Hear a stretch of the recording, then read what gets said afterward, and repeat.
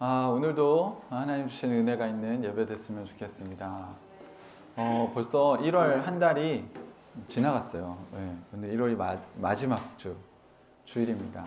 어떻게 새해를 시작하시고 한 달 잘 보내셨나요? 네, 그냥 어떻게 보냈는지 모르게 한 달이 그냥 지나가죠. 네, 인생이 그런 것 같아요. 저희가 새로운 시작을 하려고 할 때 이 새로운 시작은 그냥 어떤 인생의 어떤 새로운 프로젝트를 말하는 게 아니라 하나님께서 여러분의 인생을 더 선한 방향으로 또 더 좋은 방향으로 이끌어가고 싶으실 때 여러분에게 어떤 새로운 도전을 하실 수 있잖아요. 그 새로운 시작을 하려면 우리가 넘어가야 될 것들이 있다는 이야기를 올 1월 달에 저희가 같이 나누고 있습니다. 처음엔 여러분이 갖고 있는 그 경계, 여러분의 생각을 넘어가야 된다는 거였고, 두 번째는 여러분의 실패에 대한 두려움을 넘어가야 된다는 거였고, 지난주에는 어떤 다툼이나 갈등이 일어날 수 있다. 내 안에 내적 갈등이 일어날 수도 있고, 또 다른 사람과의 갈등이 일어날 수도 있죠. 그렇지만 그 갈등을 넘어서려는 용기가 없으면 우리가 그 하나님께서 주시는 새로운 길로 나아가기 어려울 것입니다. 우리 모두 다 사실 복을 받기를 원하죠. 그리고 우리의 삶이 다 천국이 되기를 원합니다. 그러시죠? 네. 여러분의 마음에 하나님의 나라가 이루어지려면 오늘 우리가 한 가지 더 넘어가야 될 게 있는 것 같습니다. 오늘 아브라함의 이야기를 통해서 또 우리가 한 단계 더 하나님 나라에 가까이 가기 위해서 우리가 넘어가야 될 것이 무엇인지 같이 살펴보고자 합니다. 오늘 함께 은혜를 나눌 말씀은 창세기 14장 17절부터 15장 6절까지 말씀을 같이 보도록 하겠습니다. 구약성경 창세기 14장 17절에서 15장 6절까지 말씀입니다. 우리 온라인으로 예배 들으시는 분들도 성경을 찾아서 같이 읽어주시면 좋겠습니다. 창세기 14장 17절부터 15장 6절까지입니다. 14장 17절 제가 읽겠습니다. 아브라함이 그돌라오멜과 그와 동맹을 맺은 왕들을 쳐 부수고 돌아온 뒤에 소돔 왕이 아브라함을 맞아서 사회 벌판 곧 왕의 벌판으로 나왔다. 그때 살렘 왕 멜기세덱은 빵과 포도주를 가지고 나왔다. 그는 가장 높으신 하나님의 제사장이다. 그는 아브라함에게 복을 빌어 주었다. 천지의 주제 가장 높으신 하나님 아브라함에게 복을 내려 주십시오. 아브라함은 들으시고 그의 원수를 그의 손에 넘겨주신 가장 높으신 하나님을 찬양하시오. 아브라함은 가지고 있는 모든 것에서 열의 하나를 멜기세덱에게 주었다. 소돔 왕이 아브라함에게 말하였다. 사람들은 나에게 돌려주시고 물건은 그대가 가지시오.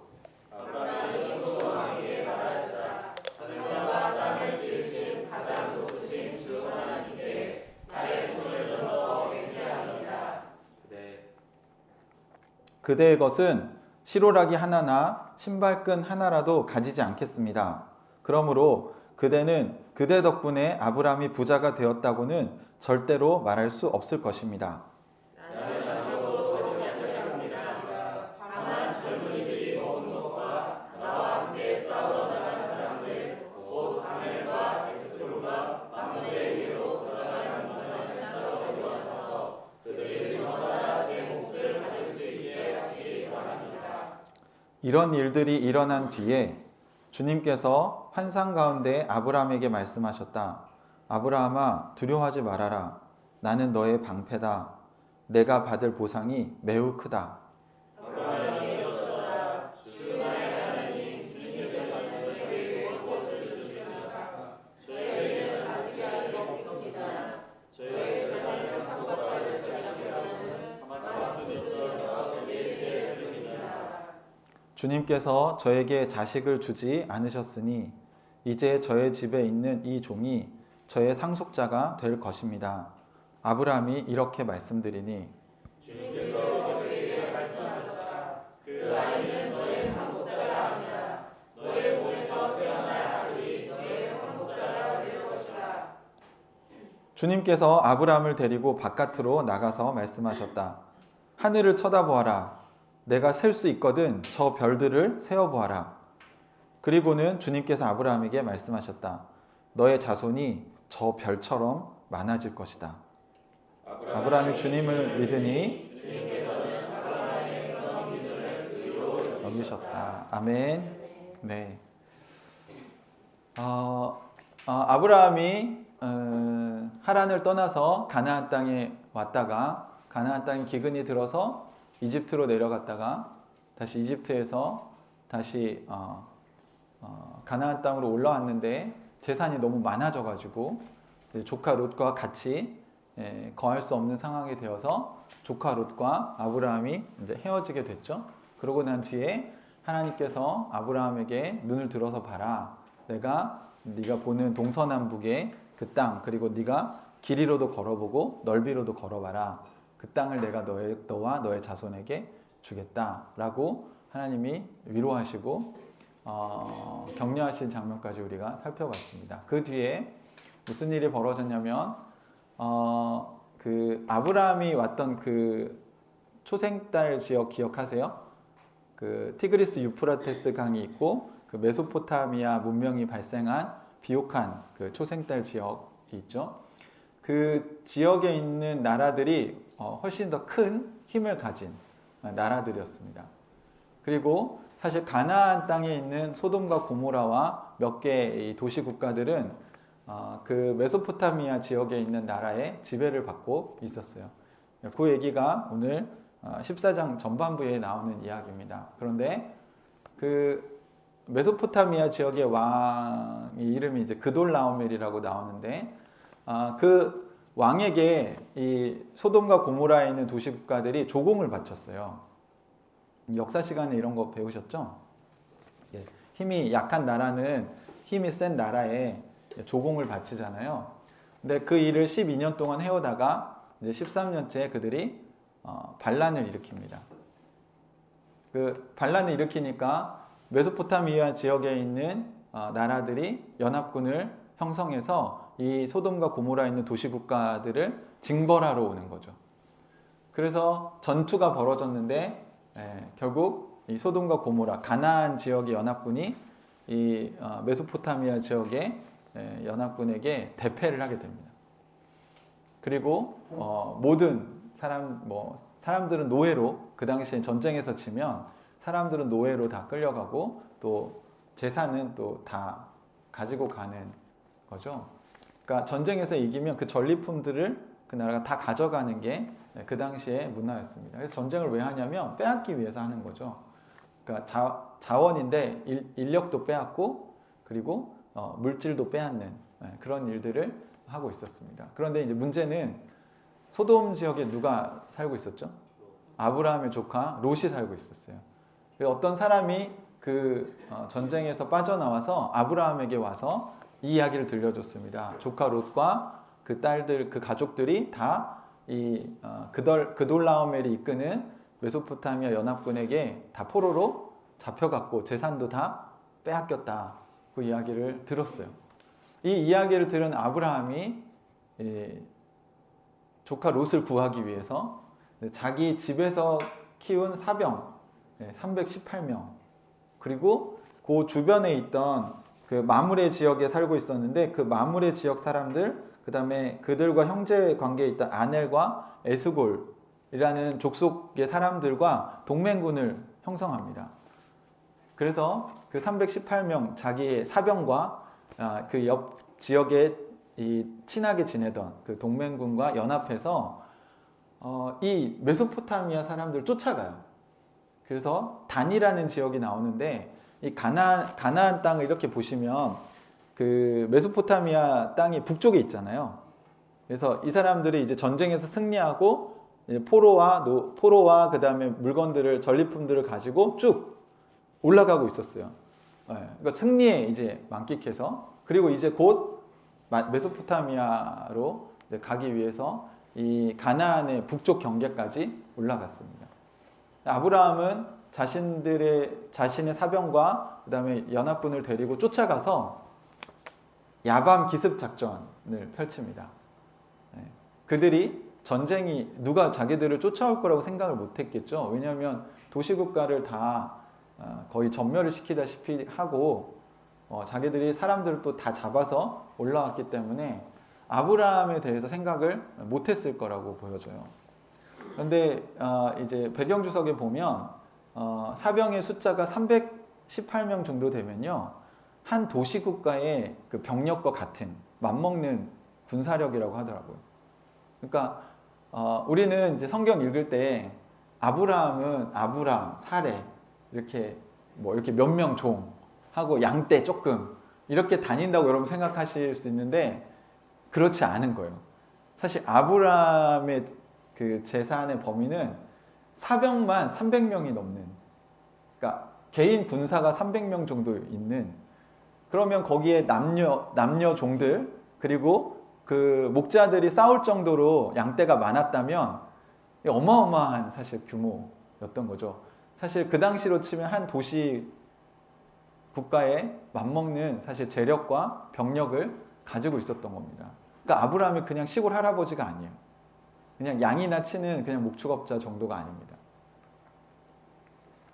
그랬기 때문에 감히 그 메소포타미아 동맹연합군과 싸울 생각을 했던 것 같고요.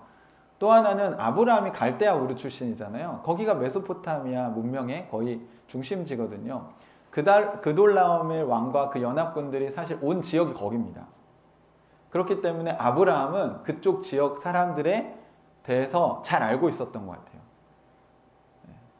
그래서 밤에 기습작전을 펼쳐서 결국 그 적들을 다 무찌르고 조카 롯과 빼앗긴 재산을 다 되찾아서 돌아옵니다.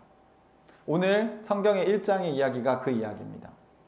여러분, 우리가 인생을 살아가다 보면 여러분들이 어떤 사람을 이렇게 도와주고 싶은 마음에 어떤 일들을 할 수도 있고요. 또 여러분의 인생에서 우리는 실제로 피 흘리는 전쟁을 하진 않지만 여러분의 삶이 사실 전쟁터 아닙니까?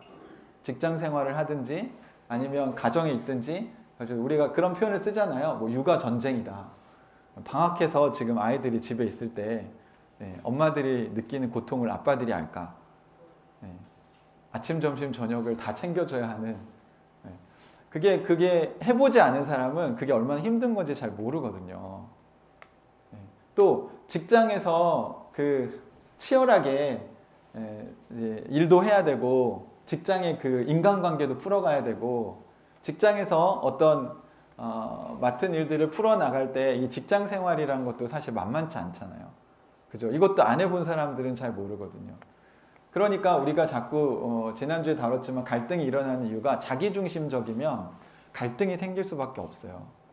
만약에 부부가 성경의 말씀대로 서로 사랑하라고 하셨잖아요. 그래서 와, 남편은 저 치열한 직장 생활을 하느라 얼마나 힘들까 라고 생각하고 너무 수고 많았어 이렇게 아내가 격려해주면 남편이 얼마나 위로와 힘을 얻겠어요. 그러면 즐거운 마음으로 그 음식 쓰레기 버리러 나갈 수 있거든요.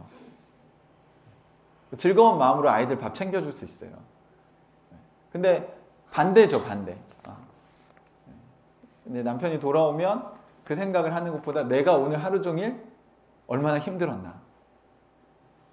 그러니까 남편이 오자마자 이제 난 육아에서 손을 뗄 테니 당신이 이제 다 알아서 해. 이렇게 얘기를 하면 남편의 입장에서는 치열한 그 전쟁터와 같은 직장 생활 이후에 돌아왔는데 또 나에게 전쟁을 안겨주시는구나 라는 생각을 할 수 있을 테고, 또 아내 입장에서는 내가 오늘 하루 종일 이렇게 했는데 이 정도의 권리도 도와줄 수 없는 건가? 이 정도 누릴 수 없나? 이렇게 생각할 수 있겠죠. 이렇게 보면 사실 우리가 살아가는 삶 자체가 되게 전쟁터 같은 거예요. 그런데 우리가 이 전쟁터 같은 삶에서 가끔 승리를 할 때가 있습니다. 아브라함처럼 대승을 거둘 때가 있어요. 여러분이 고민하고 있던 문제가 실제로 현실적으로 그 문제가 해결되면서 와, 하나님께서 나에게 또 이렇게 선하게 갚아주셨구나.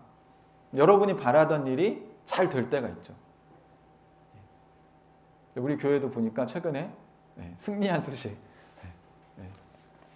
교회 형제가 상을 받았잖아요.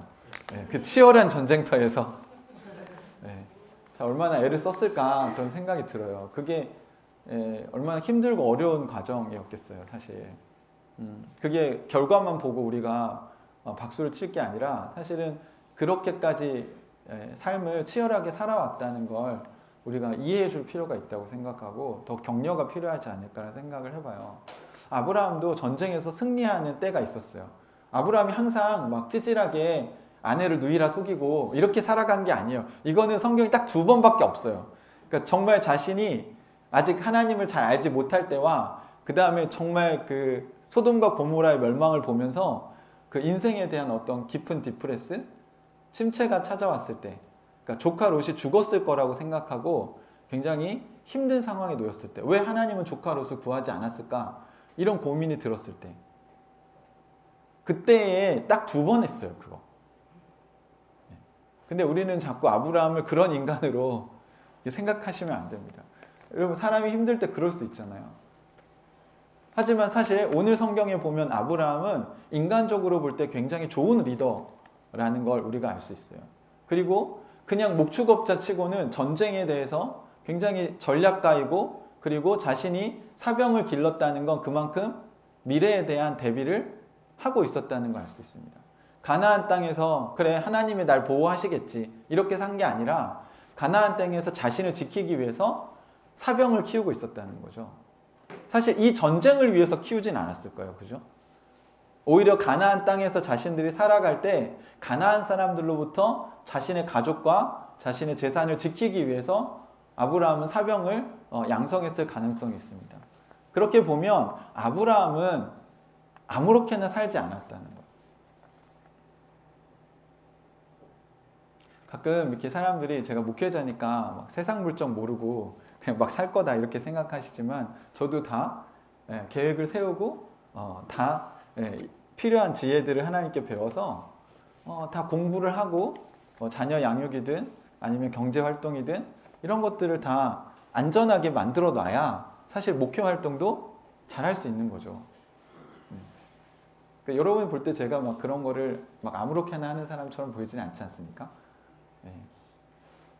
그러니까 사실 여러분도 신앙생활만 잘하는 게 중요한 게 아니라 사실 여러분의 일상에서 경제적인 부분들을 어떻게 컨트롤할 거냐 굉장히 중요한 문제고, 또 자녀를 양육할 때 어떤 교육 철학을 가지고 우리가 아이를 키울 거냐, 그냥 부모가 저절로 되는 게 아니죠. 또 부부관계도 마찬가지잖아요. 남편과 아내가 어떻게 소통하고 어떻게 서로 사랑할 거냐. 여러분, 이 부분에 대해서 누가 가르쳐 주지 않아요. 그리고 우리는 원가정에서 배운 거를 나도 모르게 본능적으로 그렇게 하고 살아가고 있잖아요. 이런 면에서 우리는 아브라함이 얼마나 지혜롭게 자신의 인생에 대해서 현실적인 대비들을 하고 있었는지 봐야 합니다. 아브라함 기도만 하면서 하나님이 나를 지켜주시겠지. 나 가나안 땅에 왔으니까 하나님 부르신 대로 살고 있으니까 나머지는 하나님이 다 알아서 하시겠지. 그게 아니었다고. 아니었어요, 여러분.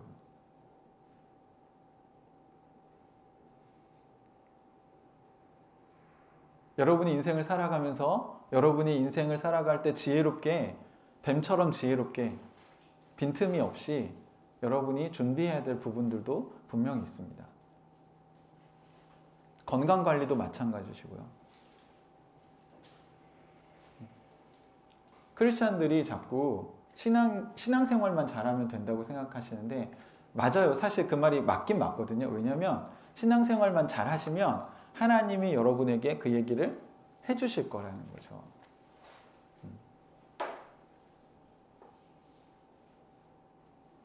제가 최근에 어떤 영상에서 어떤 젊은 친구가 이제 목사님처럼 보이는 분에게 그런 질문을 했어요. 하나님께 기도하면 하나님이 우리를 다 이루어 주신다고 하시는 거 아니냐. 그러면 우리는 자유의지를 주셨다는데 그러면 인간은 어떤 선택을 할 수 있는 거냐. 어차피 하나님의 계획대로 다 가는 거 아니냐. 라는 질문을 이렇게 했어요. 그랬을 때 그 목사님이 이제 외국 영상이거든요. 목사님이 어떤 이야기를 그 흑인 여성에게 했냐면 그 기도에 대한 오해가 있는 것 같다. 기독교에서 말하는 기도는 내가 원하는 것을 하나님에게 들어달라고 얘기하는 게 아니다. 기독교의 기도는 하나님과의 친밀함을 더 쌓아가기 위한 수단이고 통로로 사용되는 거다. 그러니까 우리 교회 용어로 말하자면 하나님과 소통이 일어나기 위한 거죠. 그래서 우리는 이렇게 얘기할 수 있는 거죠. 하나님, 저에게 이게 필요합니다. 그랬을 때 하나님은 우리에게 그거 너에게 필요한 것 같아. 내가 그걸 줄게. 이렇게 얘기하실 수도 있고, 내가 볼 땐 너에겐 그게 중요하지 않아. 너에겐 다른 게 필요해 지금.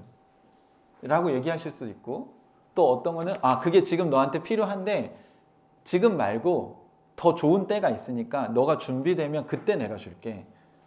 이렇게 얘기할 수도 있죠. 여러분의 일상생활에서 아이들과 소통하는 걸 생각하시면 정확하게 이해하실 수 있어요. 아이가 여러분에게 뭘 사달라고 하거나 아빠 엄마에게 뭘 요구할 때 어떤 건 여러분이 그게 여러분이 원하는 거예요. 그게 아이에게 좋은 거예요. 그러면 어떻게 해요? 기쁘게 해주죠. 그런데 어떨 때는 아이한테 그걸 해주는 게 아이에게 도움이 안 되는 요구사항이 있죠. 그럴 땐 어떻게 하세요? 다 들어줄 수 없잖아요. 그러면 엄마가, 아빠가 아이를 사랑하지 않는 건가요? 아니요, 그게 진짜 사랑이죠, 사실. 그냥 원하는 거 다 해주면 갈등이 없고 편안할 수 있어요. 하지만 그게 아이를 망칠 수 있다는 거예요. 또 어떤 것은 아이가 아직 줘봐야 사용할 수 없어요. 체리한테 최고 사양의 노트북을 사줘봐야 체리한테는 그게 뭐가 되겠어요? 장난감밖에 더 되겠습니까? 그러니까 때가 되면 아이가 사용할 수 있을 때 거기에 맞게 주는 게 굉장히 지혜로운 방법이겠죠. 여러분, 인간 부모도 그런데 지혜로운 부모라면, 진짜 사랑이 있는 부모라면 아이가 원하는 대로 다 해주지 않거든요. 그리고 자녀와 부모 사이에는 뭐가 자꾸 쌓여야 되냐면 대화가, 소통이 계속 일어나는 게 중요한 거죠. 그러니까 오늘날 많은 사람들이 기도에 대해서 오해하고 있는 게, 하나님께 기도하면 하나님이 내가 원하는 대로 이루어 주시는 게 하나님이 우리를 사랑하신 거다라고 생각하는 거예요. 그게 아니죠, 여러분. 여러분의 자유의지가 있고 하나님도 자유의지가 있으시죠. 그리고 여러분과 하나님과 사이의 기도는 그거를 사실 조율하는 과정일 수 있습니다. 그리고 우리가 믿는 건 뭐예요? 아까 우리 지훈 형제가 찬양 인도하시면서 공감하시네, 그 찬양을 부르면서 이제 내가 하나님께 다 맡길 수 있겠구나. 왜냐하면 하나님 우리를 공감해 주시기 때문에. 사실 혼자서만 살아가는 인생처럼 느껴지고 주님이 멀어져 보이는 그 삶이 사실은 아직 하나님과 화해가 안 된 상태인 거잖아요. 그렇지만 하나님이 여러분의 아픔을 다 아시고 공감하신다고 믿으면 여러분이 다 맡길 수 있죠. 주님, 제가 여기 있사오니 저를 보내주십시오 라고 기도할 수 있는 이유는요, 주님이 우리를 아무 곳이나 아무 때나 아무런 방식으로 보내시지 아닐 거라고 믿기 때문에 그런 거예요. 사람도 그렇게 일하지 않거든요. 여러분이 막 헌신한다고 제가 교회를 막 시키지 않아요. 그러니까 여러분이 어쩌면 저를 믿고 헌신하실 수 있겠죠. 그렇죠? 하나님도 마찬가지예요, 여러분. 우리가 하나님께 주님, 제가 여기 있습니다. 주님의 도구로 사용해 주십시오 라는 고백을 막 이를 악물고 불안해하면서 나 이 고백하면 하나님이 나를 식인종 선교사로 보내지 않을까? 필리핀의 쓰레기산으로 보내지 않을까? 여러분, 그런 두려움이 있는 사람은 하나님이 보내시지 않습니다. 아니, 선교사역이 그렇게 막 아무나 시키는 일이 아니잖아요. 하나님도 다 생각이 있으시고 감당할 만한 사람들, 그걸 할 수 있는 은사와 달란트를 하나님 이미 주신 사람들을 쓰시지, 그런 은사와 재능도 없는데 막 헌신하면 하나님이 막 쓰신다고요? 하나님 그렇게 무대포로 선교사역을 하신다고요? 천지를 창조하실 때 그렇게 계획 있게 창조하신 분이, 혼돈성의 질서를 만드신 분이 왜 하나님 나라 일을 그렇게 무작위로 뭐 이렇게 계획 없이 이렇게 할 거라고 생각하세요, 여러분? 하나님 그런 분이 아니세요. 아브라함을 보십시오. 아브라함도요, 전쟁을 할 때 어떻게 전쟁을 해야 되는지 알고 야간에 기습 전투를 벌여서 전쟁을 승리로 이끌었잖아요. 여러분이 이 세상을 살면서 여러분이 하나님께서 여러분에게 주시는 승리를 경험하실 때가 있을 거예요. 그때 여러분의 노력과 하나님의 은혜가 함께 이루어지는 것입니다. 난 아무것도 안 하고 기도만 했는데 하나님이 이루셨다? 성경적이지 않은 것 같아요, 제가 보기에. 아브라함 아무것도 안 했나요? 그동안? 300명의 사병들을 기르지 않았습니까? 그 준비되어 있는 거 아닙니까? 조카 롯을 그냥 열정으로, 아니 내 조카를 빼앗아 가다니 내가 가서 구해오겠다, 그리고 무슨 람보나 코만도처럼. 너무 옛날 비유인가요? 자, 오늘날 누굴 비유? 007? 제임스 본드? 이렇게 혼자 호를 단신으로 가서 구해내는, 그게 아니잖아요.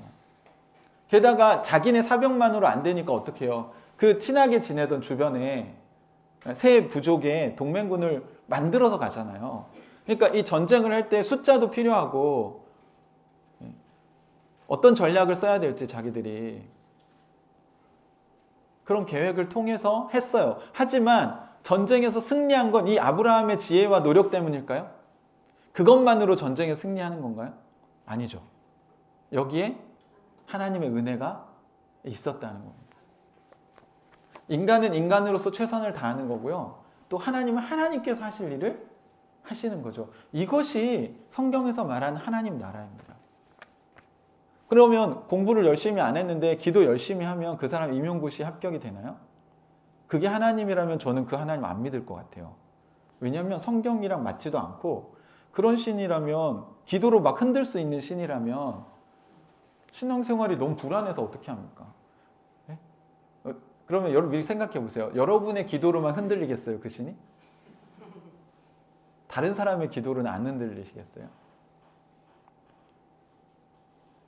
신실하시고 정의롭고 하나님이 오히려 중심을 잡고 이 세상을 이끌고 가셔야, 역사의 주관자이셔야 우리가 믿고 따라갈 수 있고, 그분의 재판이 신실하고 변함이 없고 그리고 정직하시고 정의로우셔야 우리가 그분을 믿고 따라갈 수 있지 않겠습니까?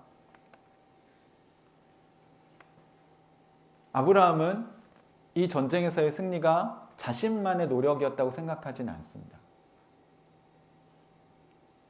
여러분의 인생에서 성공할 때, 여러분의 인생이 뭔가 좀 잘 풀리는 것 같을 때, 여러분 그때 하나님께 감사하시나요? 네. 어떤 사람들은 이게 다 내가 해야지, 하나님이 뭘 해, 다 내가 한 거지, 신이 어딨어 라고 생각하고 살아가는 사람들이 있어요. 심지어 저는 교회 다니는 사람들 중에도 그런 사람도 있는 거 봤어요. 그런 사람들은 뭘 안 하는지 아세요? 기도를 안 합니다. 왜요? 기도해봐야 아무 일도 일어나지 않는다고 믿고, 내가 해야지, 기도해봐야 무슨 소용이 있어, 이렇게 생각하는 거예요. 그 기도는 아까 말한 그런 기도인 거예요. 내가 원하는 걸 자꾸 얘기하면 지성이면 감천으로 하늘을 바꿀 수 있는 건가, 하늘을 감동시킬 수 있는 건가. 그게 아니라 우리의 기도는 어떤 거예요? 하나님, 제가 이런 걸 원하는데 주님 어떻게 생각하세요? 주님께서 우리에게 뭔가 얘기해 주시고, 하나님 저 이런 것 때문에 힘든데 하나님 제 이 문제 어떻게 다뤄야 될까요? 라고 할 때 하나님 여러분에게 어떤 깨달음이나 생각을 주시는 거죠. 아브라함은 자신의 인생에서 하나님이 그런 분이시라는 걸 경험하게 된 것 같아요. 이거를 누가 확증시켜 주냐면 18절에 보시면 살레망 멜기세덱이라는 사람이 등장합니다. 전쟁에서 승리하고 돌아오는데 사회 벌판에서 이 아브라함을 맞이하는 사람들이 있었어요. 그 중에 한 사람이 멜기세덱입니다. 18절 같이 한번 읽어보시죠. 14장 18절 시작. 그때에 살레망 멜기세덱은 빵과 포도주를 가지고 나왔다. 그는 가장 높으신 하나님의 제사장이다. 여기 보시면 이게 살레망이라고 나오는데, 아마 이 살렘은 예루살렘이나 아마 세겜 지역이 아닐까라고 추정을 해봅니다. 그리고 이 살렘이란 단어가 샬롬이라는 단어에서 나왔기 때문에 사실 평화의 왕이라는 뜻도 됩니다. 어떤 지역의 이름으로 등장했지만, 그리고 이 멜기세덱이 빵과 포도주를 가지고 나오죠. 그러면 어떤 이제 해석을 할 때 빵과 포도주 하면 뭐가 생각나세요? 네, 성찬식 생각나죠. 네, 그렇게 해서 이렇게 바로 성찬으로 연결하거나 이럴 수 있는데, 사실 그거 너무 상징적인 해석이고요. 그냥 우리가 1차적으로는 빵과 포도주는 이 당시 사람들이 먹는 주식이었어요. 그냥 네, 근동 지역에. 그래서 빵과 포도주를 가지고 나왔다는 말은 이 지역의 가장 높은 왕이 그 아브라함이 전쟁에서 승리하고 돌아온다는 소식을 듣고 만찬을 준비해서, 환영 만찬을 준비해서 아브라함을 마중 나간 겁니다. 그리고 아브라함이 이 멜기세덱에 10분의 1을 주는 걸 볼 때 아마 이 가나안 지역 도시국가 동맹군 왕국 중에, 동맹군 중에 아마 이 멜기세덱이 가장 힘이 센 왕이 아니었을까, 대표하는 왕이 아니었을까라고 보여집니다. 그러니까 이 지역의 대표가, 이 지역의 왕들 중에 가장 높은 왕이 만찬을 준비해서 아브라함을 환영하러 마중을 나온 것이죠. 이 환영을 나온 멜기세덱이 되게 재밌는 이야기를 합니다. 19절에 보시면 그는 아브라함에게 복을 빌어주었다 이렇게 되어 있는데, 사실은 복을 빌어주었다라는 표현보다 그냥 축복했다 이렇게 보시는 게 맞을 것 같아요. 아브라함에게 어떤 축복을 합니까? 천지의 주제, 그러니까 하늘과 땅의 주인이시고 가장 높으신 하나님, 아브라함에게 복을 내려주십시오. 아브라함을 축복해 주십시오. 하면서 아브라함 들으시오. 그대는 원수를 그대의 손에 넘겨주신, 뭐라고 얘기하죠? 가장 높으신 하나님을 찬양하시오. 이렇게 얘기합니다. 여러분 밑에 각주에 보시면 우리는 가장 높으신 하나님이 이렇게 익숙한 표현인데, 밑에 혹시 각주가 있으신 분은 이게 히브리어로 엘리온이라는 단어로 사용됐다는 게 나와 있을 거예요. 이게 무슨 뜻이냐면 가장 높으신 신, 그러니까 하이스트, 더 하이스트 갓이 누구냐면 엘인 거죠. 엘로힘, 하나님. 그러니까 이 당시에는 전쟁에서 이기는 신이 더 힘이 센 신이죠. 그러니까 메소포타미아 지역에도 각자 나라마다 섬기는 신이 있었어요. 그리고 소돔과 고모라에도 신이 있었어요. 그런데 일단 메소포타미아 신들이 소돔과 고모라 도시국가 신들을 다 어떻게 했습니까? 다 쳐부셨죠. 그리고 돌아가는데 지금 아브라함이 가서 메소포타미아를 다 무찔렀잖아요. 그러니까 누가 제일 센 거예요? 아브라함의 신이 가장 센 거죠. 그리고 성경에 되게 신비한 사실 구절처럼 보이는 게, 이 멜기세덱이라는 왕이 지극히 높으신 하나님의 제사장이었다라는 구절이 있습니다. 사실 왕들이 당시에는 그 신의 아들처럼 이렇게 신과 소통하는 어떤 매개체 역할을 했는데, 그게 제사장이라는 뜻이죠. 근데 멜기세덱 왕이 그 지극히 높으신 하나님, 지극히 높으신 신의 제사장 역할도 하고 있었다고 나옵니다. 어떻게 이 사람은 이렇게 여호와 신앙을 갖게 됐는지 알 수 없으나, 어쨌든 빵과 포도주를 들고 이 왕이 나와서 아브라함을 환영하는 이 장면에서 아브라함의 승리가 하나님께서 하셨다라는 것을 확증시켜주는 모습을 볼 수 있어요. 그죠? 그러니까 공동체가 그런 거죠. 여러분이 어떤 하나님의 인도를 받을 때, 여러분의 인생에서 어떤 일들이 어떤 풀려나갈 때, 또는 어떤 하나님의 어떤 말씀이 여러분에게 임할 때, 그때 여러분에게 이 멜기세덱과 같은 동역자들이 있는가 하는 거예요. 그걸 보면서 박수 쳐주고 환영해주고, 맞아, 하나님이 원수들로부터 너를 건져내셨구나. 우리 그 하나님을 찬양하자. 아브라함에게 이렇게 얘기합니다. 아브라함 들으십시오. 그대는 원수들을 그대의 손에 넘겨주신 가장 높으신 하나님을 찬양하십시오. 이게 율법적인 게 아니라는 거예요. 이렇게 했을 때 아브라함도 그 말에 어떻게 해요? 동의를 하는 거죠. 아멘이라는 말은 당신이 하는 말에 내가 동의한다는 뜻입니다. 그러니까 아브라함도 이미 이 승리는 누가 나에게 주신 거예요? 하나님이 나에게 주신 승리라고 믿는 것입니다. 메소포타미아 제국의 또는 그 나라들의 연합군을 이긴다는 건 사실 쉬운 일이 아니죠.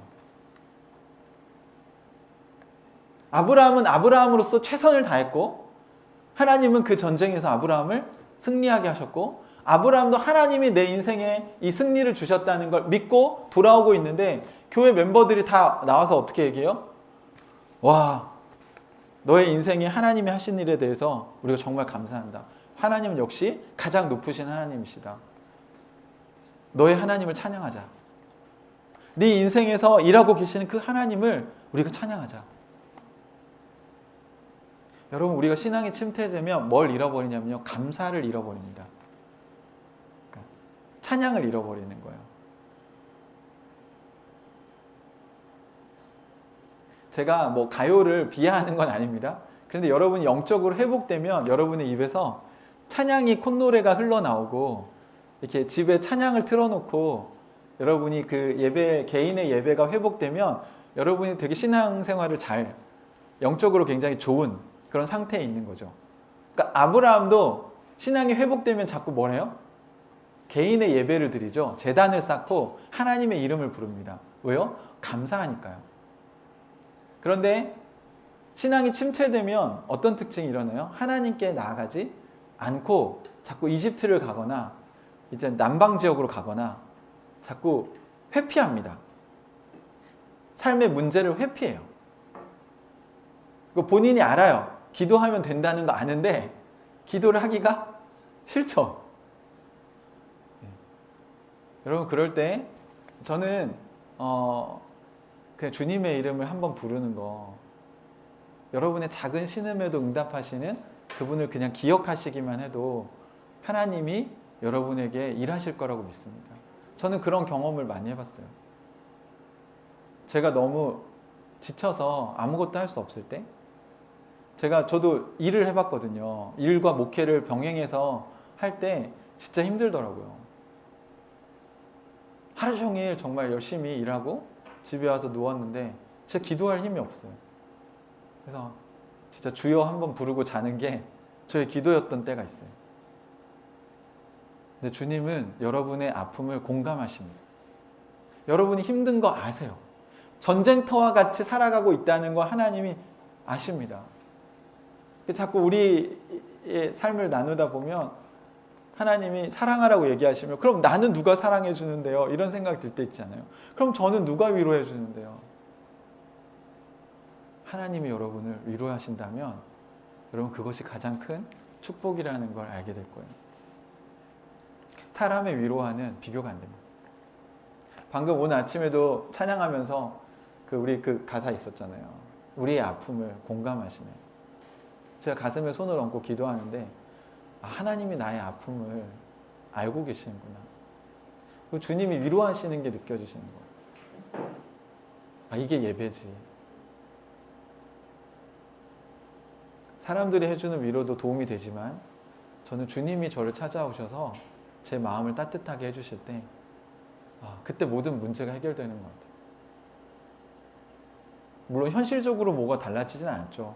하지만 제 마음에 기쁨이 찾아오고 감사가 생깁니다. 여러분, 여러분의 인생을 여기까지 인도하신 그 하나님, 또 여러분의 인생에서 승리를 맛보실 때 여러분 누굴 기억해야 될까요? 그 승리를 주신 하나님을 찬양하십시오.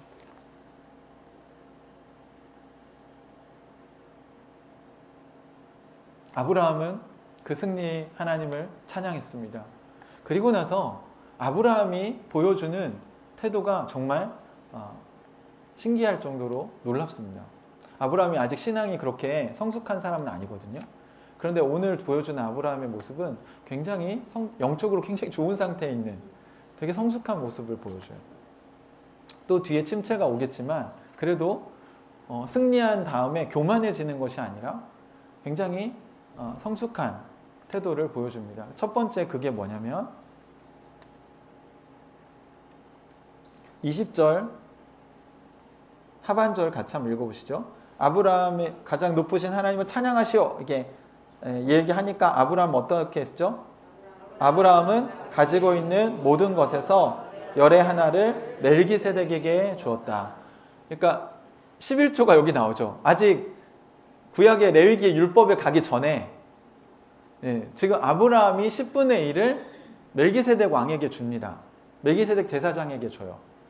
그러면 이 당시에 조공의 기본적인 비율이 10분의 1이었다는 걸 알 수 있죠. 그러니까 10분의 9는 그 사람의 몫이고 그 감사와 그 존경의 표시로 10분의 1을 이렇게 10%를 그돌라오메 왕에게 줍니다. 이것은 아브라함이 그돌라오메 왕을 존경하고 인정해주는 표시였습니다. 사실 이럴 수도 있잖아요. 여기 멜기세덱이 이끄는 소돔, 그러니까 고모라의 도시 연합군은 다 지금 어떻게 됐어요? 다 패했어요. 그러니까 군사들이 있겠어요, 없겠어요? 이게 군사들이 거의 없죠. 아브라함은 지금 어때요? 군사와 동맹군이 있어요. 그러면 지금 누가 더 군사력이 막강한가요? 아브라함이 훨씬 막강하죠. 그런데 굳이 멜기세덱에게 열의 하나를 10%를 이 전리품의 10%를 줄 필요가 있을까요? 그리고 누가 일해서 번 거예요? 아브라함이 일해서 번 거잖아요. 멜기세덱이 도와준 게 뭐가 있습니까? 아무것도 없죠. 그럼에도 불구하고 아브라함이 가나안 땅에서 살아가는 삶의 방식을 보면 그 멜기세덱의 권위를 인정해 준다는 거예요. 지금 군사력도 없지만 이렇게 지극히 높으신 하나님의 제사장으로서 멜기세덱이 자신을 축복하는, 그리고 자신을 환영해 주는 걸 보면서 이게 우리 같은 편이구나, 우리 공동체구나, 그 지도자에 대해서 어떻게 해요? 열의 하나를 줌으로써 멜기세덱의 그 권위를 인정해 주는 것입니다. 여러분, 이런 겸손이 쉬운 일이 아니에요. 이거 굉장히 지혜로운 일입니다. 그냥 무시하고 넘어갈 수도 있어요. 네가 왕이면 다야? 내가 지금 힘이 더 센데? 그리고 이거 다 내가 승리해서 가져온 거고 내가 뼈 빠지게 고생해서 번 돈인데 굳이 너한테 줄 필요까지는 없지. 그냥 나를 환영해 주니까 고마워. 이렇게 하고 끝낼 수도 있죠. 하지만 아브라함은 그 멜기세덱의 권위를 인정해주고, 그리고 매우 지혜롭게 그 10분의 1을 멜기세덱에게 줍니다. 그리고 나서 두 번째로 22절과 24절에 아브라함의 더 훌륭한 신앙 고백이 나오는데요. 22절부터 24절까지 같이 한번 천천히 읽어보겠습니다. 시작. 아브라함이 소돔 왕에게 말하였다. 하늘과 땅을 지으신 가장 높으신 주 하나님께 나의 손을 들어서 맹세합니다. 내 것은 실로를 하나 신발끈 하나도 갖지 않겠습니다. 그러므로 그는 그의 덕분에 아브라함이 부자가 되었던 것은 절대로 말할 수 없을 것입니다. 네, 아멘. 나도 받지 않겠습니다. 아멘. 여기까지만 일단 보겠습니다. 22, 23, 24절에 보면 소돔 왕이 아브라함에게 와서, 그러니까 멜기세덱의 열의 하나를 주고 난 다음에 소돔 왕이 와서 이렇게 얘기하죠. 사람들만 저한테 다시 주시고 그 전리품, 물건은 전부 당신이 가지십시오. 당신이 이건 승리하셨으니까 다 당신의 몫입니다. 라고 소돔 왕이 얘기를 해요. 근데 아브라함이 그 소돔 왕에게 이렇게 얘기합니다. 하늘과 땅을 지으신 가장 높으신 주 하나님께. 아까 천지의 주제라는 표현과 똑같은 말이죠. 그러니까 엘 엘리뇨, 가장 높으신 하나님께 나의 손을 들어 맹세합니다. 그대는 소돔 왕이겠죠. 소돔 왕의 것은 시로라기 하나나 신발끈 하나라도 가지지 않겠습니다. 그러므로 그대는 그대 덕분에 아브라함이 부자가 되었다고는 절대로 말할 수 없을 것입니다. 나는 아무것도 가지지 않겠습니다. 두 번이나 강조해서 이야기를 합니다. 여러분, 이게 쉬운 고백이 아니에요. 제가 오늘 서론에서 그런 얘기를 하려고 했어요. 여러분, 돈은, 물질은 다다익선인가요? 아닌가요? 많으면 많을수록 좋은 건가요? 돈은 어때요, 여러분? 돈은 많으면 많을수록 선한 거죠. 다다익선입니까? 네, 이게 자본주의가 믿고 있는 가치관입니다. 그래서 끝이 없어요. 저는 돈이 필요 없다는 얘기를 하는 거 아닙니다. 돈은 필요하죠. 우리에게 어느 정도의 물질이 필요합니다. 성경은 다다익선이 선이라고 얘기하지 않습니다. 물질을 많이 가질수록, 많으면 많을수록 당신은 선하게 살게 될 거다. 당신은 행복하게 될 거다. 성경은 그렇게 얘기하지 않아요. 성경에서는 뭐라고 얘기하냐면 자족의 비결을 배우는 것이 행복이라고 얘기합니다. 돈이 필요 없다는 게 아닙니다. 돈은 필요해요. 여러분, 우리는 돈을 열심히 벌어야 돼요. 그리고 땀 흘려 일을 해야 됩니다. 그런데 돈이 많아진다고 해서 여러분이 행복해지는 건 아니라는 거예요. 왜요? 사람의 욕심은 끝이 없기 때문입니다. 성경에서도 이렇게 얘기하죠. 욕심이 잉태한 즉 뭐를 낳는다고요? 욕심이 잉태한 즉 죄를 낳아요. 죄가 장성한 즉 사망을 낳는. 여러분, 이게 아이에 비유되어 있잖아요. 그죠? 욕심이 뭘 임신해요? 죄를 임신한다고요. 그럼 죄를 낳았어요. 그러면 그 죄가 점점 자라면 어떻게 돼요? 죽어요. 사람의 인생이 죽음으로 간다고요. 여러분, 우리 안에 욕심이 있나요? 없나요? 욕심이 있죠. 그런데 그 욕심을 계속 여러분이 갖고 있으면 그 욕심이 결국 여러분에게 뭐를 낳아요? 죄를 낳아요. 그 죄가 점점 어떻게 돼요? 더 커져요. 죄가 커지면 결국 여러분의 삶이 어떻게 돼요? 삶이 망가져요. 여러분의 인생에서 겪었던 고난들이 깨어진 세상을 사니까 사실 여러분의 잘못과 상관없이 겪는 고난들이 있습니다. 그런 거에 대해서 하나님이 여러분을 정말 한없이 위로하실 것 같아요. 그리고 하나님은 이 사회에서 고통받는 자들의 편이십니다. 그런데 베드로전서에 보면 그렇게 해서 고난받는 거 말고 선을 행하다가 고난받는 게 아니라 어떤 것도 있어요? 내 욕심 때문에 고난받는 게 있다고요. 그 고난은 여러분의 욕심 때문인 거예요. 그 고난은 그 죄가 점점 커지면 나중에 어떻게 돼요? 여러분의 인생이 망가집니다. 그러니까 욕심이 죄를 낳고요. 죄가 커지면 여러분의 인생이 망가지는 거예요. 여러분만 망가지는 게 아니라 다른 사람의 인생을 망가뜨릴 수도 있습니다. 그러니까 죽음이라고 하는 건요. 사람들의 그 욕심의 결론은 두 가지예요. 자기가 죽거나 남을 죽이거나. 그러니까 내 탓이라고 생각하는 사람들은 자기 자신을 죽이게 되고요. 다 남의 탓이라고 생각하는 사람들은 결국 남을 죽이게 됩니다. 그래서 묻지마 폭행. 이런 일들이 벌어지잖아요. 사랑하는 형제자매 여러분, 욕심은요, 우리의 삶을 망가뜨릴 수 있습니다. 욕심이 우리의 관계를 망가뜨립니다. 오늘 아브라함은 우리가 새로운 하나님 나라를 향한 새로운 도전을 하고 싶다면 이 욕심을 넘어가야 된다고 얘기하는 거예요. 우리가 갖고 있는 욕심 중에는 버려야 될 욕심이 있습니다. 내려놔야 될 욕심이 있어요. 그걸 여러분이 붙들고 있으면 여러분의 인생이 망가지고요. 여러분 주변에 있는 사랑하는 사람들이 다칩니다. 그 욕심 때문에.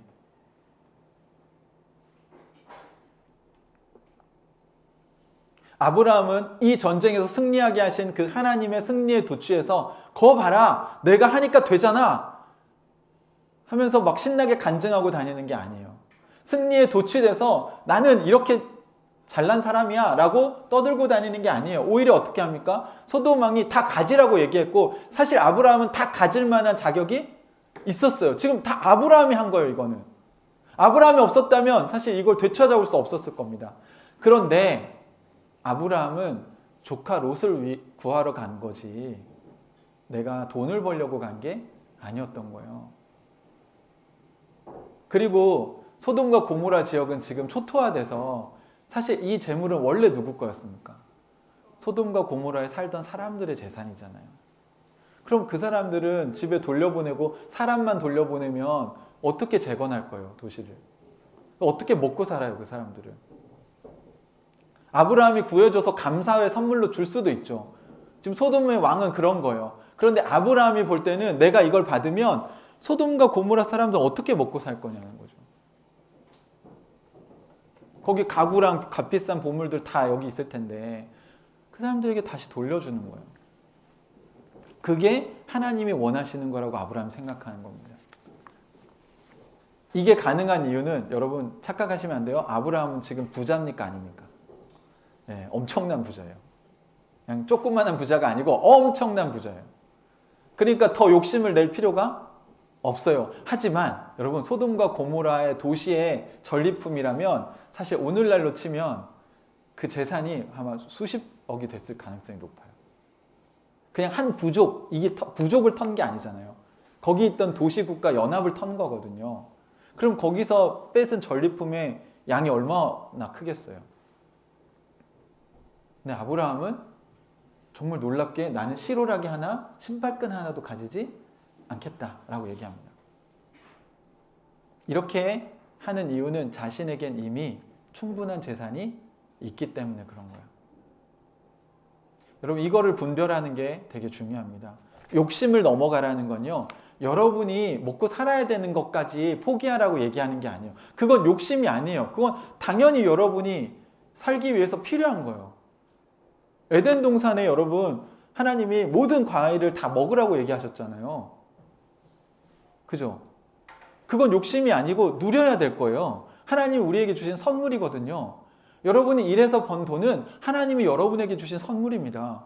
그리고 여러분 그걸 가지고 하나님께 감사하다면 10분의 1만 하나님께 감사를 표현하시고 나머지 90%는 여러분을 위해서 쓰십시오. 이게 주님이 기뻐하시는 일입니다. 그런데 어떤 게 욕심이요? 선악과까지 먹어야겠는 거야. 동산의 모든 실과를 먹을 수 있는데 굳이 선악과를 먹어야겠다는 거야. 망고스틴도 있고 두리안도 있고 뭐 망고도 최고급의 과일들이 쫙 깔려 있는데 그런데 굳이 저것까지 내가 먹어야겠다는 게 욕심인 거죠. 아브라함은 저 전리품까지 내가 가질 필요는 없다고 생각한 거예요. 왜요? 다다익선이면 자본주의 생각이면 아니 돈이 더 많으면 더 좋죠. 내가 저 돈을 더 가지고 난 더 선한 일을 하면 되죠. 그런데 그 선한 일은 돌려주는 게 하나님 원하시는 거죠. 여러분 삭개오가 회심했을 때 어떻게 얘기합니까? 제 재산의 절반을 가난한 사람들에게 나눠주겠습니다. 여러분 회심한 사람들의 특징이 뭔지 아세요? 욕심을 내려놓는다는 거예요. 1세기 교회는 어떻습니까? 바나바가 밭을 가져왔을 때 전 재산을 팔아서 가져온 게 아니에요.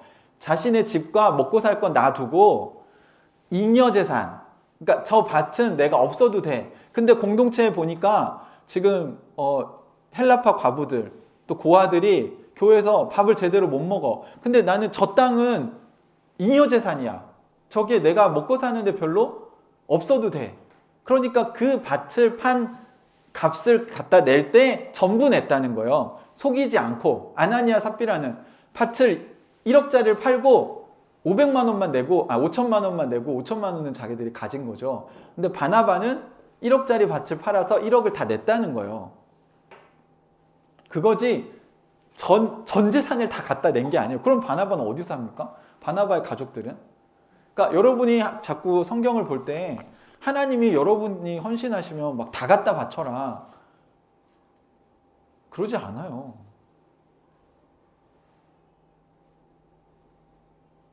여러분이 아이들에게 용돈을 줄 때 용돈을 줘놓고 다 갖다 바쳐라 그렇게 얘기하나요? 그냥 돈 조금씩 모아서 엄마 아빠 선물 하나 사주면 그것도 되게 감사하지 않아요? 아니 근데 하나님이 뭐 여러분한테 줘놓고 다 가져와라 이렇게 얘기하신다고요? 하나님이 여러분의 인생을 공감하시지 못하시나요? 우리가 먹고 사는데 필요한 게 있다는 걸 모르실까요? 다 아시죠. 그런 공감을 하시는 분이 어떻게 우리에게 그런 걸 요구하겠어요? 그러니까 여러분이 하나님을 신뢰한다면, 그런 하나님을 믿으시면 여러분이 하나님께 헌금하는 게 어렵지 않을 거예요. 근데 우리가 그동안 들어왔던 메시지가 왠지 하나님께 다 갖다 바쳐야 되고 다 내려놔야 되고, 그러니까 다 내려놓은 건 맞죠. 다 내려놨을 때 하나님이 그걸 전부 여러분을 다 이렇게 뽑아낼 거라고 착각하시는 거예요. 그렇지 않아요. 하나님 여러분을 사랑하시잖아요. 오히려 하나님은 어떤 분이시냐면 여러분이 갖고 오면 아니야 이거 너 가져. 야 이것까지 바치면 안 돼. 너 이건 너 써야지.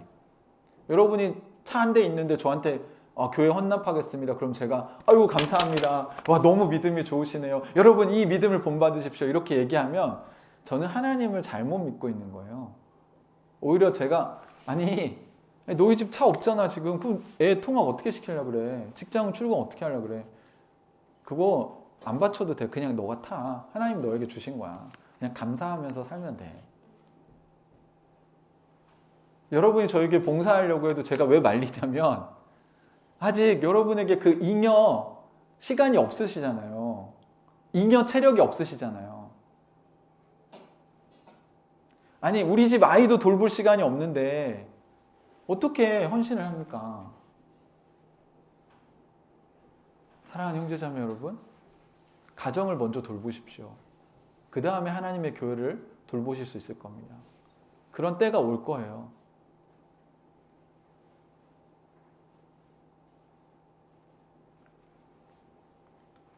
아브라함은 지금 이거를 안 받아도 되는 상황인 거예요. 그런데 받아야 될 사람도 있어요. 이게 아브라함이 굉장히 참 좋은 리더십을 갖고 있다는 거예요. 24절 이제 안 읽은 하반절. 난 아무것도 가지지 않겠습니다. 다만 여기부터 읽어볼까요? 시작. 다만 젊은이들이 먹은 것과 나와 함께 싸우러 나간 사람들 곧 아넬과 에스골과 마므레에게로 돌아갈 목마는 따로 내놓아서 그들이 저마다 제 몫을 가질 수 있게 하시기를 바랍니다. 보세요. 나는 아무것도 가지지 않겠습니다. 왜요? 나는 이미 재산이 많은데 뭐 이것까지 굳이 내가 가져야 될 필요는 없습니다 하고 욕심을 내려놨지만 내가 내려놨으니 너희도 내려놔 이렇게 얘기하지 않는다는 거예요. 왜요? 자신과 전쟁에 나간 젊은이들은 이 전쟁을 통해서 돈을 벌어야 먹고 살 수 있는 거예요. 그 다음에 같이 동맹을 해준 마므레와 에스골과 아넬 사람들은 이걸 통해서 수입이 있어야 이 전쟁에 사용된 그런 돈과 자원들이 있잖아요. 그런 거를 당연히 그 몫을 받아야죠. 열정페이로 이렇게 넘어가면 안 된다는 거예요. 제가 보면 교회가 가장 그 열정페이를 너무 쉽게 생각하는 것 같아요. 성도들의 돈과 시간을 너무 쉽게 생각하는 것 같아요. 제가 벌어보니까요, 여러분의 피땀 눈물 아닙니까? 아니 11조가 얼마나 귀한 겁니까? 우리 교회에서는 물론 11조라는 용어를 쓰지 않고 청지기헌금이라고 하는데 여러분이 기쁘게 정하셔서 여러분이 내시고 싶은 하나님 앞에서 뜻을 정하셔서 하시라는 거예요. 그 굳이 11조가 아니어도 됩니다. 그런 여러분의 귀한 헌신을 어떻게 그냥 막 쓸 수 있어요? 하나님 그런 분이 아니세요. 보세요. 아브라함도 그렇게 안 하잖아요. 나는 이거 필요 없지만 다만 이 젊은이들과 이 동맹연합군은 챙겨주셔야 됩니다. 이 사람들의 몫은 따로 떼어서 주십시오라고 소돔 왕에게 얘기합니다. 보통은 소돔 왕처럼 우리에게 제안을 해오면 우리 어때요? 네가 열심히 일한 거니까 야, 너 여기서 뭐 다 가져가. 이렇게 하면 얼씨구 좋다. 내가 이거 다 내 거구나. 이렇게 하기 쉬운데 아브라함은 아닙니다. 만약 그렇게 되면 내가 하나님 때문에 부자가 된 게 아니라 소돔 왕 때문에 부자가 됐다는 얘기를 들을 수 있습니다. 그거는 저는 지금은 그럴 필요가 없고 이미 넌 부자인데 하나님 때문에 이미 부자가 되었는데 더 욕심을 낼 필요가 없는 거죠.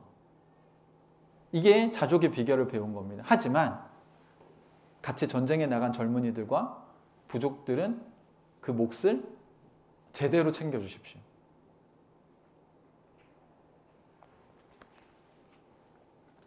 이제 교회에 그런 게 있는 것 같아요. 예전에 우리 목사님들이 이렇게 사례비를 조금 받고 목회를 하셔가지고 이제 가끔 그런 얘기예요. 후배 목사들도 너희도 그렇게 해야 된다. 근데 지금 물가 상승이 얼마나 심하게 일어났습니까? 제 어렸을 때 뽀빠이 50원 하던 게 지금 한 2,000원 하지 않나요?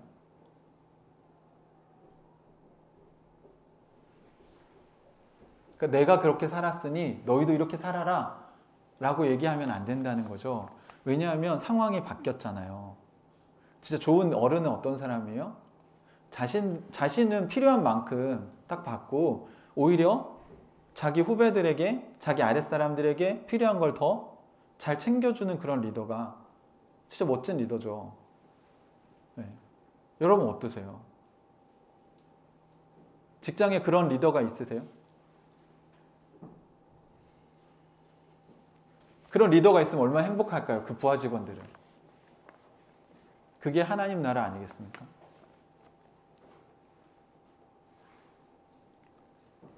하나님께서 아브라함에게 주신 축복을 아브라함 이것을 절제해서 이렇게 젊은이들과 아넬과 에스울과 만물에 돌아갈 몫은 따로 떼어서 주라고 얘기합니다. 여러분 이게 굉장히 지혜로운 것 같아요. 내가 그렇게 살았으니 우리 애들도 그렇게 살아야 된다. 그건 아니죠. 여러분 좋은 하나님의 인도를 받으시려면 그 욕심을 버리셔야 돼요. 여러분이 갖고 있는 자녀에 대한 욕심 또는 배우자에 대한 욕심, 어떤 기대,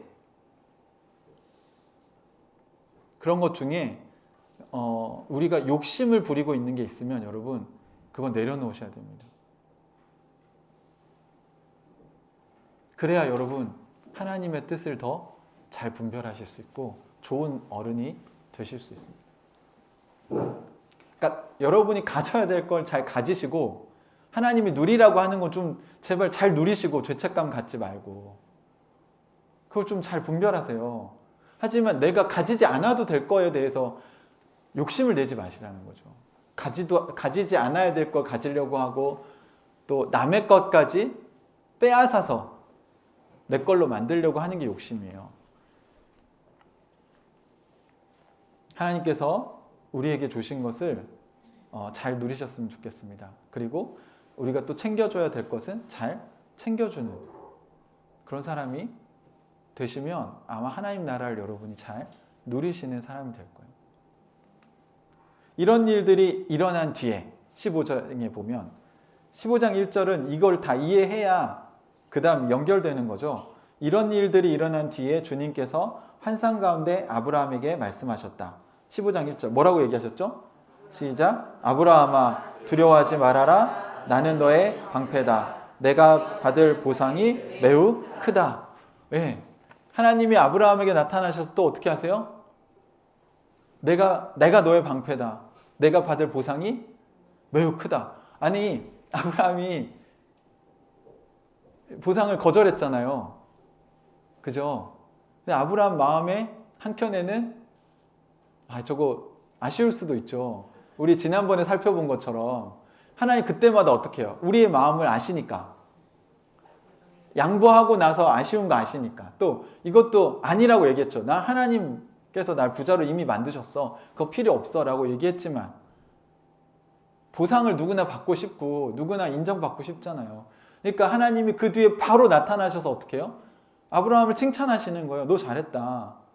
네가 말한 대로 내가 너의 방패다. 그리고 뭐라고 얘기해서 너가 받을 보상이 매우 크다. 얘기를 하신 거예요. 아브라함이 하나님 제가 받을 보상이 뭡니까? 저에게 자식이 없어서 우리 집에서 키운 종 엘리에셀밖에 상속자가 없습니다. 그러니까 하나님이 4절에 이 보상에 대한 얘기를 하시죠. 4절 같이 한번 읽어볼까요? 시작. 주님께서 그에게 말씀하셨다. 그 아이는 너의 상속자가 아니다. 너의 몸에서 태어날 아들이 너의 상속자가 될 것이다. 아멘. 드디어 하나님이 너의 자손을 뭐 별과 같이 많게 하겠다, 뭐 티끌같이 많게 하겠다 이렇게 얘기하시다가 처음으로 아브라함이 하나님에 대한 믿음을 보이자 너의 몸에서 태어난 자식이 너의 상속자가 될 거라고 얘기하시는 겁니다. 아브라함 너한테는 마저 돈이 필요한 게 아니지. 너에겐 지금 뭐가 필요하냐면 이삭이 필요한 거지. 하나님이 아브라함에게 나타나셔서 아브라함이 헌신하고 또 충성된 것에 대한 보상을 하나님 직접 얘기하시는 거죠. 여러분, 이 하나님의 위로를 여러분이 경험하셨으면 좋겠어요. 아브라함 몸에서 태어날 상속자 아브라함이 만들 수 없는 거죠. 돈으로 살 수 없는 겁니다. 아브라함은 이제 돈이 필요한 게 아니에요. 아브라함에겐 하나님의 언약을 이을 언약 백성의 자손이 필요한 거죠. 아브라함이 낳은 자식이 아브라함의 후손이 될 거라는 겁니다. 여기서 사레에게서 태어날 거라는 것까지 붙이셨으면 아브라함이 하갈을 안 만났을지도 모르는데, 여기 너의 몸에서 태어난 아들이 너의 상속자가 될 거다. 그러니까 종 중에서 하는 거 아니고 너의 몸에서 태어난 자가 상속자가 될 거다라고 얘기를 분명하게 하셨죠. 그리고 아브라함이 이걸 어떻게 했어요? 아브라함이 6절에 주님을 믿으니 주님께서 이런 그의 믿음을 의로 여기셨다. 믿음을 의롭게 여기신 장면이 여기 등장합니다. 사실 이거는요, 노아의 홍수 때도 노아의 믿음을 하나님이 의롭게 여기셨어요.